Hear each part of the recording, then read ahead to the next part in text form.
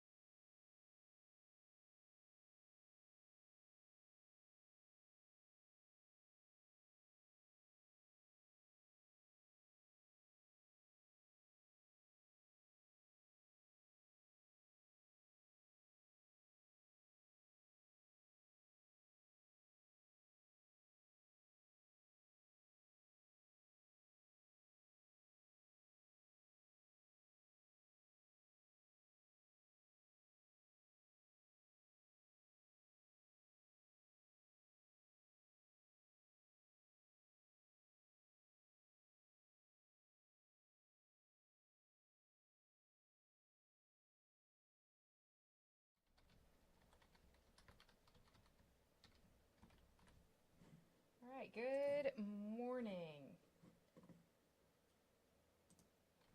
Good morning, good morning. All right, sorry, I was trying to get everything up to date for our stream here, and I think we're good to go. Awesome.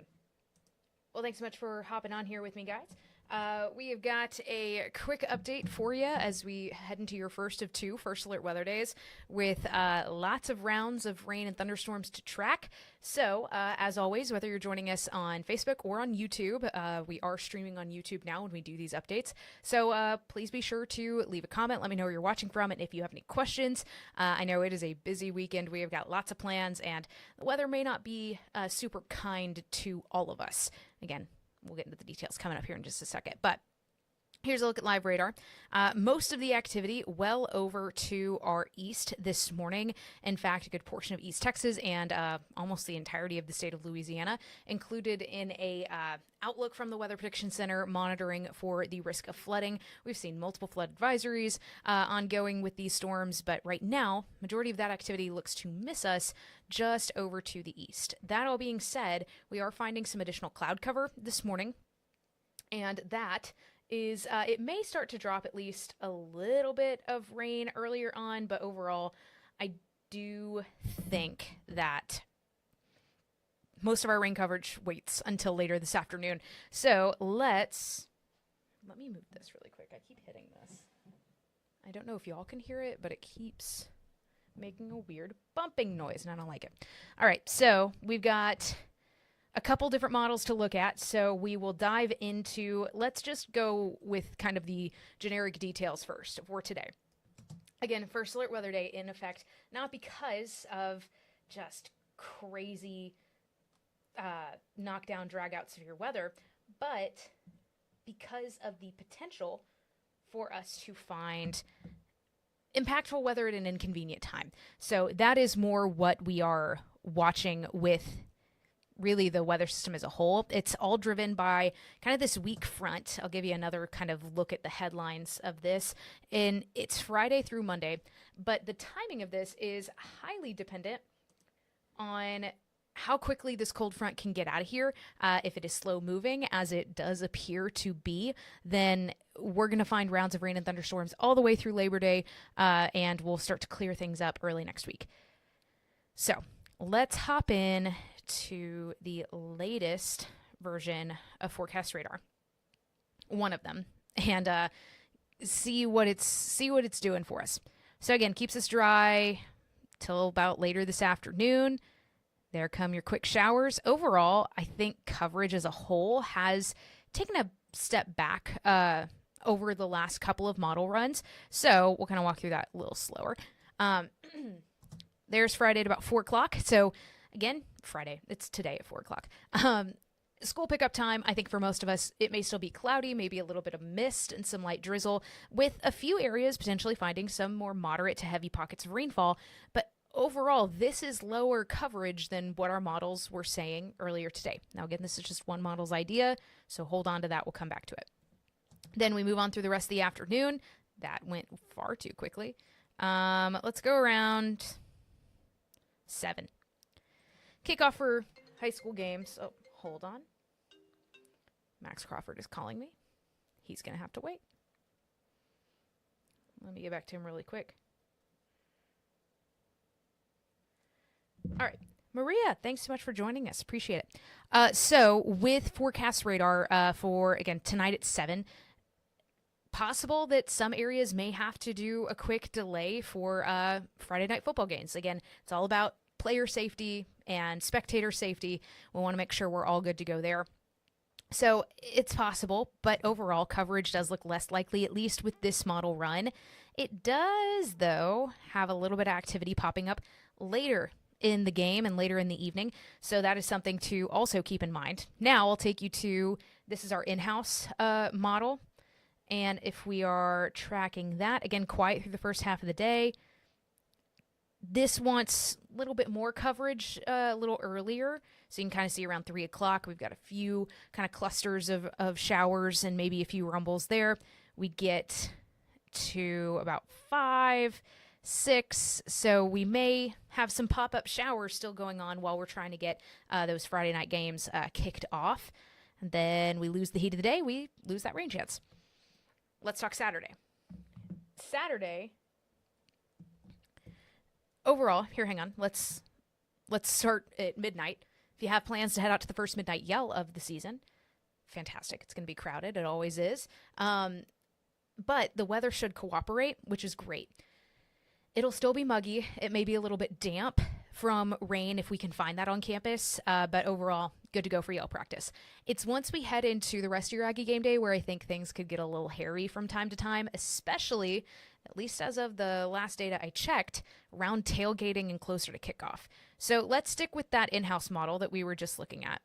I didn't show this one on air this morning because it really wasn't vibing with a Saturday rain chance, which is a possibility, and it still isn't super crazy about it, which, you know what, we'll take. It does still pop up a few showers in the afternoon and some stronger activity down to our south, but with a weather setup like the one we have, we are in a northwest flow, and you often hear us say never trust a northwest flow, and that is because it's pretty easy for those disturbances to get caught up and make their way down to South and Southeast Texas. So let's get you a look at the other version that I was showing this morning, but it's a newer run.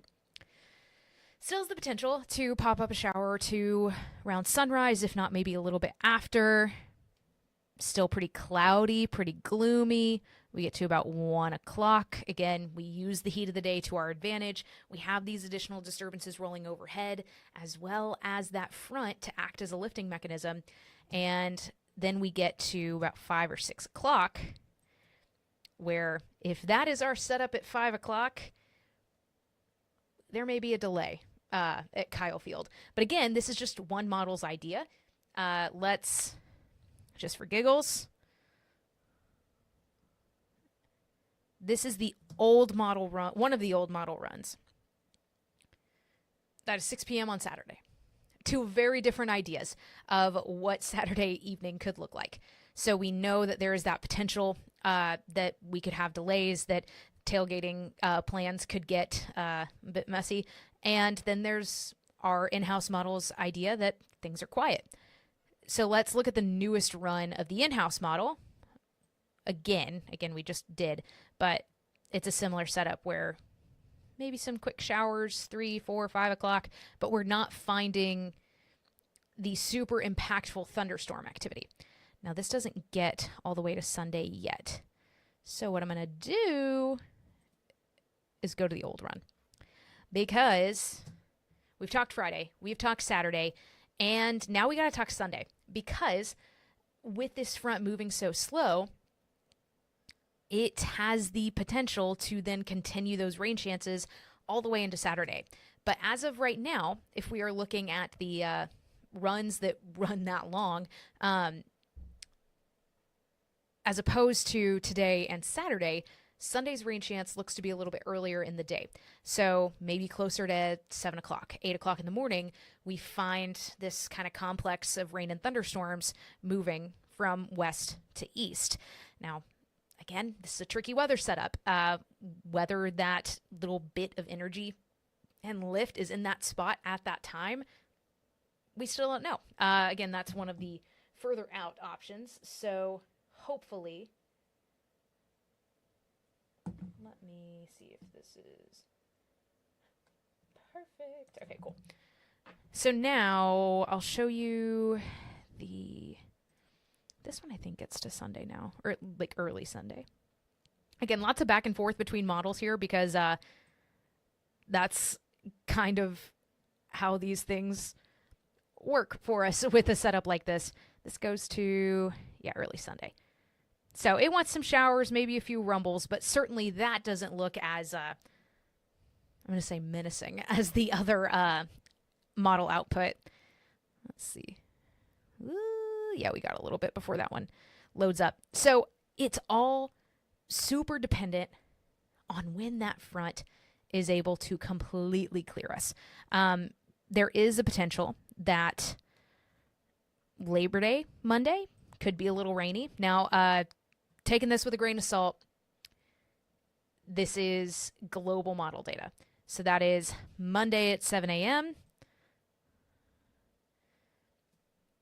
Again, you see a lot of green. I'm not saying that's how much rain we're going to see because, again, global model data typically not as high resolution. And we could still, though, find a good bit of rainfall as we move into your Labor Day. So something to keep in mind for sure, not only if you're staying here, but if you're traveling, whether those travel plans take you across the state of Texas or if they take you to another state. Let's look at rain totals over the next few days. This could put down a healthy amount of rain, especially if we get that bigger batch to move through on Sunday. We've got anywhere from 1/2 inch to over 2.5 inches, right? Big spread, just depending on where we find those heavier totals. So that's the model that has that big line moving through early Sunday. So let's look at the model run that doesn't go out as far, but still has activity up and going. Slightly more manageable, at least through early Sunday. So still about, I'd say, 1/4 to 3/4 of an inch or 1/4 to 1/2 inch widespread with totals upwards of 1 inch, 1.5 inches possible. And heavy rain and lightning is really going to be our biggest concern because we have lots of outdoor events. We're trying to squeeze in that last little bit of summer fun for Labor Day weekend. But heavy rainfall could lead to some localized flooding. We could find some strong wind gusts and some sub-severe hail. Again, severe weather, not a huge concern for us, but not impossible. Lots and lots and lots of moving parts. We've got more details up on kbtx.com right now. You can find it under the weather tab, and we also have a specific web story to the next couple of days for First Alert Weather Days. I'm about to go do some updates to those, and we'll push those out to your First Alert Weather app. That's going to be, again, a fantastic resource as we move through the next few days and keep just the rain coming, right? So it's a time to make sure you're staying tuned into the forecast. Don't let your brain go on complete weekend mode. We want to make sure we're staying safe and keeping our loved ones safe as well. So again, First Alert Weather Days today and tomorrow. We may extend that to Sunday. I want to get some more model runs in before we call that, but just know we have got an active and unsettled weather pattern all the way through Labor Day weekend. Didn't really talk about temperatures because it's not really at the top of my mind, but there is a plus to all of this rain. It does keep temperatures cooler, and the front, when it does eventually pass, will bring some slightly cooler temperatures. So we'll go from the upper 90s to, you see, mainly upper 80s and low 90s, which we'll take as we go into September. I do believe I was going to do it. I'm going to check comments, make sure I didn't miss anything. Fantastic. All right.